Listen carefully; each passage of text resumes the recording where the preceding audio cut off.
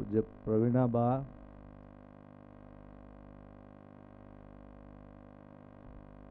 અને આપ સૌ આજના આ તોરણિયા તીર્થધામે ભક્તિભાવથી ઉપસ્થિત રહેલા સૌ ભક્ત ભાઈઓ બહેનો, આપણું ગાયક વૃંદ અને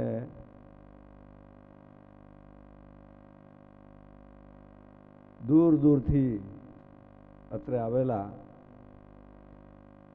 ખૂબ જ ભક્તિભાવથી અત્રે પધારેલા ભક્તો, ખરેખર બાપુએ જે વાત કરી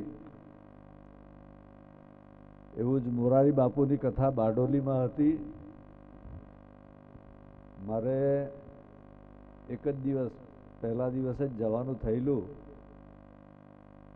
અને તે દિવસે બાપુને ન મળી શકવાનો રંજ હતો. આજે તો અનાયાસે જ અહીંયા આગળ સરામાં એક કામ ચાલે છે. મારા સાથીને કીધું કે ચાલો ને આપણે જરા જોઈ આવીએ, અને અહીંયા આવ્યા ત્યાં ખબર પડી કે તોરણિયામાં પૂજ્ય લક્ષ્મીચંદ બાપુનો કાર્યક્રમ છે,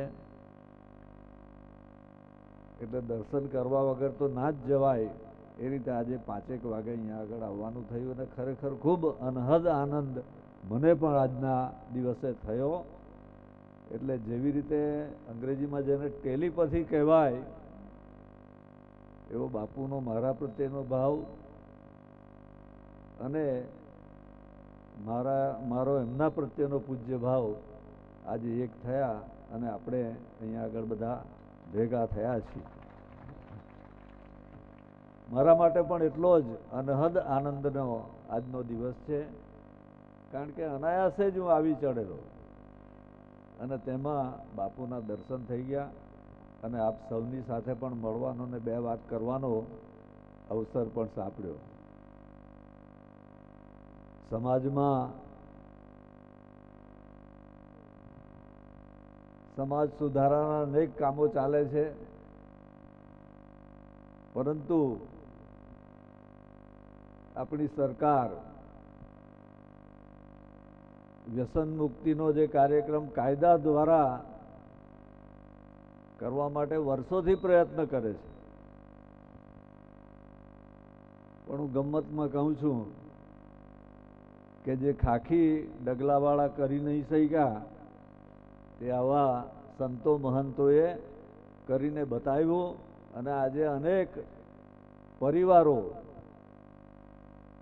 એને માટે બાપુ અધમોના ઉદ્ધારક તરીકે અહીંયા આગળ પુરવાર થયા છે. એના દર્શન અત્રે હું કરીને ખૂબ જ ધન્યતા અનુભવું છું.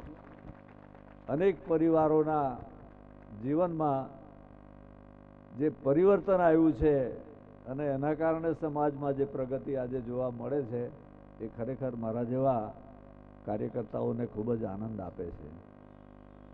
એટલે આજના દિવસે વિશેષ વાત નથી કરતો, પણ આ દેશની જો સંસ્કૃતિ ટકી રહેલી હોય તો આવા સંતો મહંતોના કારણે છે.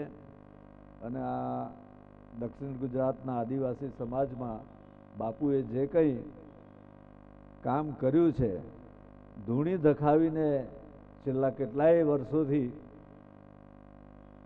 આ કામ એમણે ઉપાડેલું છે. આજે વાત ચાલતી હતી ત્યારે એમણે કીધું કે છેલ્લા 39 વર્ષથી આ તોરણિયા ધામમાં બાપુનો કાર્યક્રમ થાય છે અને અનેકને એનો લાભ મળે છે. એ ખરેખર ખૂબ આનંદની વાત છે. મિત્રો, બાપુને સાંભળવા માટે અત્રે ઉપસ્થિત છો તેમાં ટપકી પડીને લાંબી વાત કરે એ કોઈ બરાબર નથી.